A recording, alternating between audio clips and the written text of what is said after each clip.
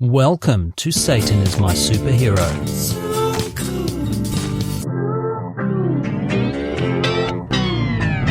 In this episode, we're going pre-Jesus. We're going to the 2nd century BCE. We're going to a Hellenistic king at his peak, at the peak of the Hellenistic period. We're on a journey to find the OG template for the Antichrist. I am the chosen one. The term Antichrist can and does apply to anyone who is anti-Christ. But let's face it, when we say Antichrist, we mostly mean the Antichrist. The one who comes at the end for the final battle with Jesus.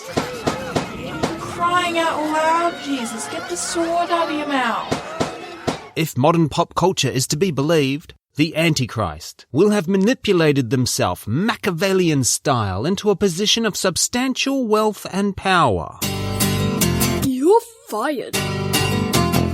This Antichrist will deceive. I turned on one of the networks and they showed empty field. I'm like, wait a minute, I made a speech.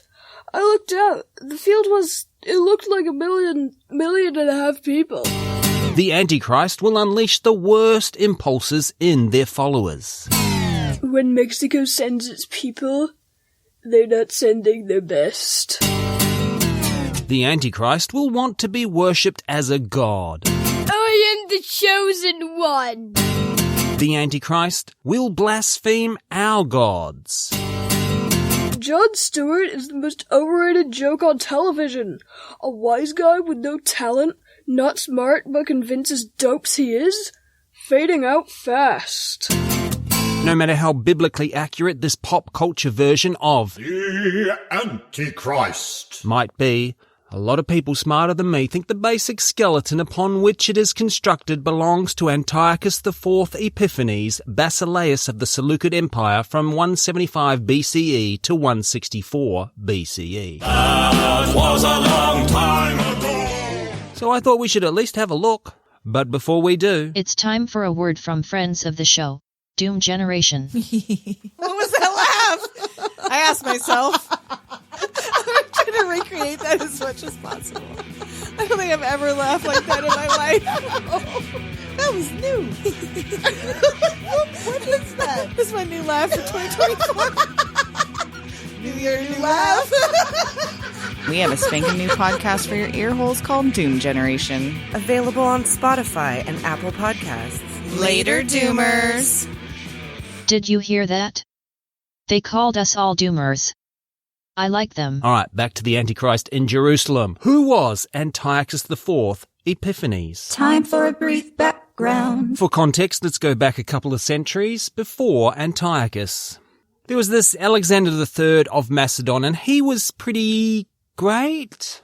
And he had conquered as much of the world as anyone really can in a single lifetime, so then he promptly died. Oh no, I've died. Oh man. Alexander's Macedonian generals then fought over the empire they had built together, each of them taking a piece for themselves. One of those generals was Seleucus I Nicator, who grabbed for himself pretty much most of what we today call the Middle East. Good luck with that. And Seleucus founded what we today call the Seleucid Empire. About 150 years later, our Antiochus is born, the third son of the Seleucid king at the time, Antiochus III the Great. Macedonian kings are so cute at this age.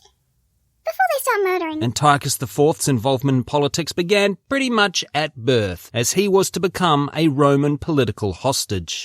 A political what now? A very common practice throughout civilization and right up until scarily recent times was for rulers to send their children off to be raised in royal households of usually more powerful rulers. The implication was that if the lesser ruler stepped out of line, the kid was toast. Hey Antiochus, they've told me I can only be king if I leave you here as a hostage. Oh, that's a real shame. I know how much you wanted to be king. Hey, Dad? Dad, where are you going? Dad? The Antichrist will have manipulated themselves Machiavellian style into a position of substantial wealth and power. Being the third son, Antiochus IV came to the throne through a lot of political backstabbing and some actual backstabbing. Ow, me back. His brother Seleucus IV, Philopator, had succeeded their dad to the throne as per the plan, but had got himself assassinated. Oh, Seleucus, why'd you go and get yourself killed? That was silly, wasn't it? Seleucus? Are you dead? The legitimate heir to the throne was Seleucus's oldest son, Demetrius, but Demetrius had replaced Antiochus as the political hostage in Rome. So in the ensuing chaos, Antiochus IV seized the crown and claimed the co-regency with his brother's other son, an infant, also called Antiochus. There are too many people called Antiochus in this story. Sadly, little Antiochus would mysteriously die only a couple of years later. Eat up your dinner, little Antiochus, so I can be king. So you can have dessert. It tastes weird. Don't worry about it. Now, our Antiochus actually came to the throne with a different name. Called Mithradates at birth, he took the throne name Antiochus IV and added the Epiphanes himself. The Antichrist will want to be worshipped as a god. Epiphanes means God manifest, or as the Greeks may have thought about it, Zeus incarnate. That's right, Antiochus came up with his own nickname. My friends call me Zeus incarnate. I'll just stick with Antiochus, thanks. There are differing accounts as to what kind of ruler Antiochus was, but some character traits seem to be consistent throughout the accounts. He had a penchant for drunken partying and was not afraid to mix it up downtown with the common folk. His favorite food was cheeseburgers. Whoops, nothing. I didn't say anything. Scratch that. Lose this recording. I don't want to hear this bit in the final release. I have very good lawyers, you know. I kind of invented them. Jerusalem was one of the many cities under the control of Antiochus. The king would regularly sell the position of high priest in Yahweh's temple to the highest bidder. Okay, who wants to be high priest for this god of yours? He's the only one true god. Yeah, sure, whatever. It's all real and no one thinks you're just pretending. One year he sold the position to Jason, and then another year he sold the position to a bloke called Menalaus. So Jason was out of there. See ya, wouldn't wanna be ya. Sometime around 168 BCE, a rumour went around saying Antiochus had died on campaign in Egypt. Jason took this as his cue and led a revolt chasing Menalaus out of town. Go away, Menalaus. No one wants you here. However, reports of Antiochus's death had been greatly exaggerated. I stubbed my toe, that's all.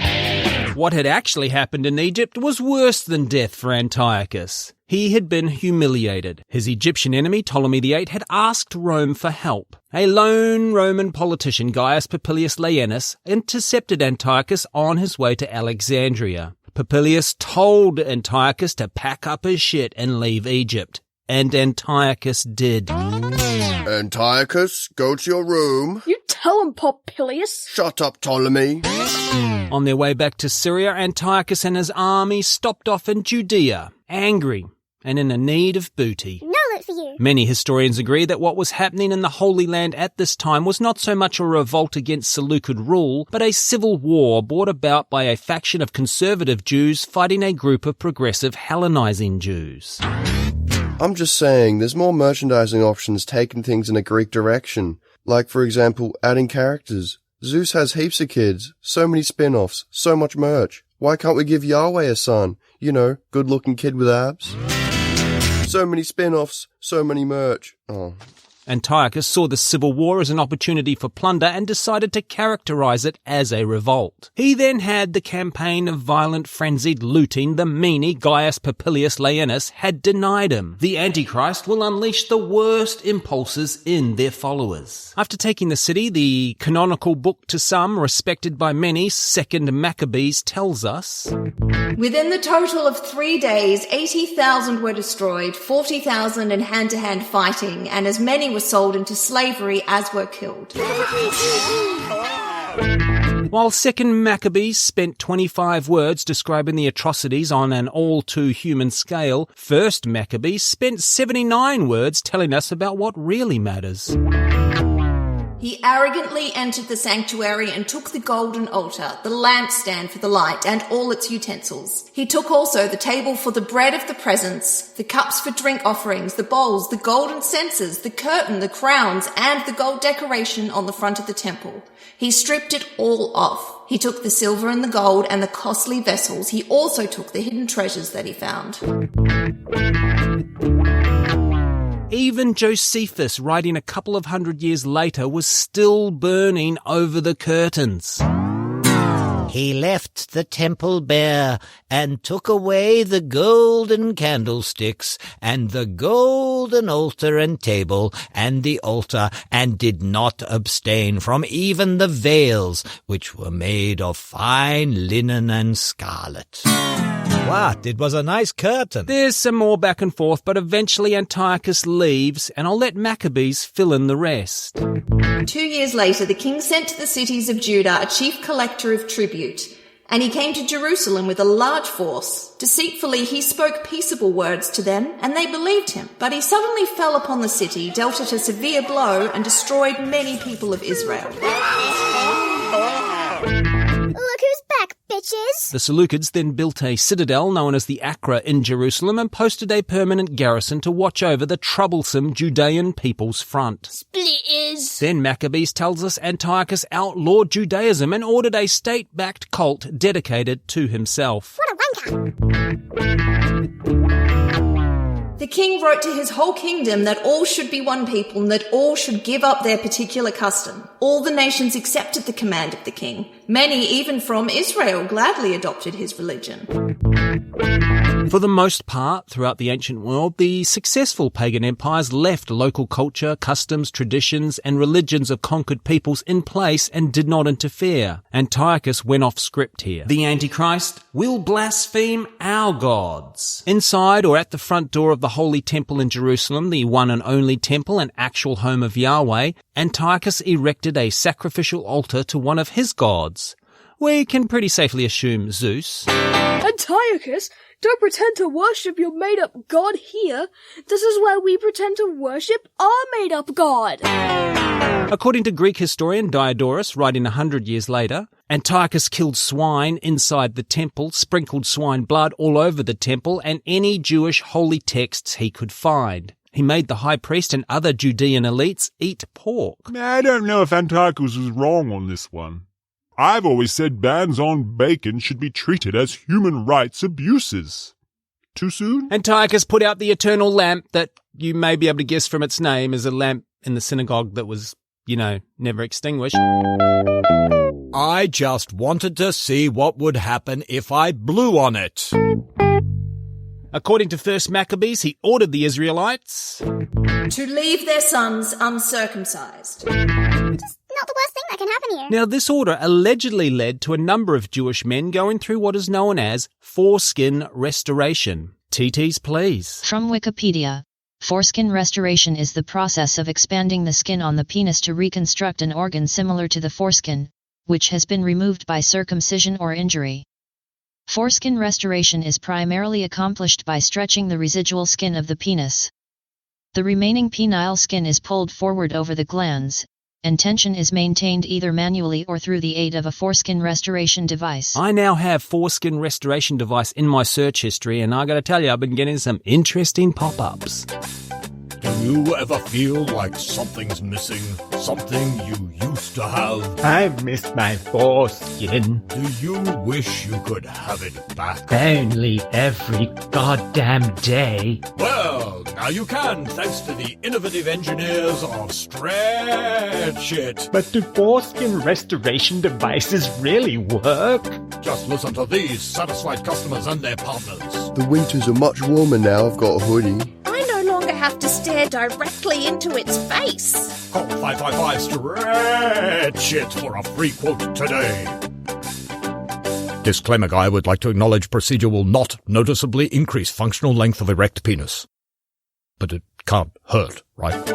As funny as I think foreskin restoration is in the leafy suburbs of Sydney today, it was no laughing matter for the Israelites in the 2nd century BCE. According to First Maccabees propaganda, women whose infants were found to be circumcised could expect to have that baby executed and hung around their neck. What are we doing today? Dad wants us to write a sketch about anything we want. Oh, that's awesome. I've got so many ideas. Yeah, but there's just one condition.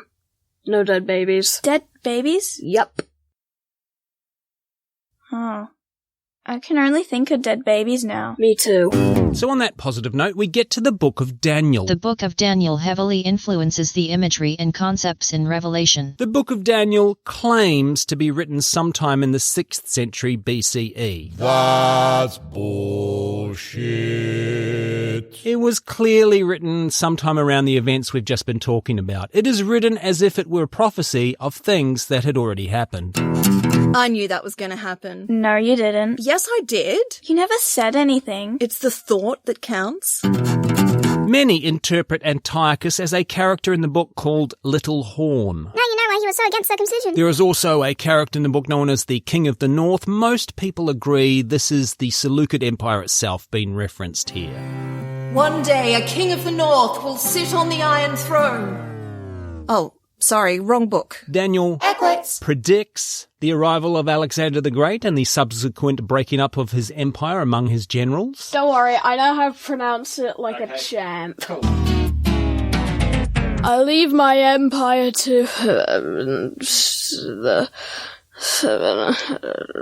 What did he say? I think he said to the strongest, which would be me. I think he said to the wrongest, which would be me. I think he said longest. Dear Mum and Dad for getting me circumcised. You do know it doesn't noticeably increase the functional length of an erect penis, right? Put on my man voice. Okay. Daniel predicts the Machiavellian-level politics behind the walls of the Diodokoi that result in the King of the North ending up where he is. I also knew that was going to happen. No, you didn't. Daniel also tells us, He shall exalt himself and consider himself greater than any god, and shall speak horrendous things against the God of gods. Satan. Jon Stewart is the most overrated joke on television. Maccabees tells us, He shed much blood and spoke with great arrogance. I will build a great, great wall on our southern border, and I will have Mexico pay for that wall. Daniel then tells us the forces of Antiochus shall abolish the regular burnt offering and set up the desolating sacrilege. Inside or at the front door of the Holy Temple in Jerusalem, Antiochus erected a sacrificial altar to one of his gods. I knew that was going to happen too. Okay then, what's going to happen next? Can't say. Around 164 BCE, while on campaign in modern-day Iran, and after desecrating a temple to a local deity known as Nanaya, Antiochus suddenly died. Oh no, I died. For real this time. Nothing happened when he desecrated Yahweh's temple. Just saying. The indignations carried out against Yahweh's sacred temple by Antiochus is the reason for Hanukkah, where the miracle of a bottle of liquid lasting a bit longer than expected is celebrated. I don't care what anyone thinks. This is the truest miracle in all religion and does demonstrate the real power of Yahweh. Behold this bottle of sauce I've had in my fridge since 2019. All praise the sauce bottle. It truly is a miracle. What can we take away from Antiochus IV Epiphanes? Alexa, Echo, Siri, search foreskin restoration device. Are you trying to shop for foreskin restoration device? And that's why Satan is my superhero. All right, thank you very much for listening. Before you go, don't forget about Doom Generation. They are very funny. I really am a fan. Just search Doom Generation, and now you've got a new podcast. See how easy that was? In the meantime, just before you do that, here's a sample of some of the stuff we have to offer here at Satan is My Superhero on our Patreon feed. Sign up. It's good for you. Oh, that's a Bible book, not a misspelling of Macca's. I aced the swimwear round. It's the interview where I always fall down. I just get so nervous. It's like, I know what I want to say.